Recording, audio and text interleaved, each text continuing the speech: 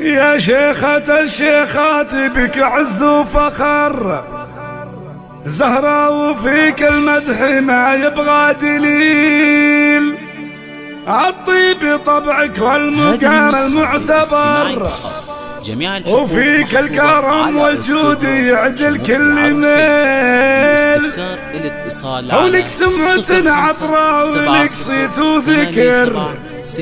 وكفك رهاوي بالكرم ما هو بخيل،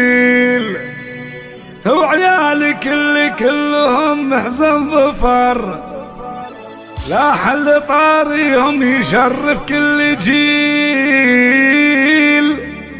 لا حل طاريهم يشرف كل جيل، يشرف كل جيل.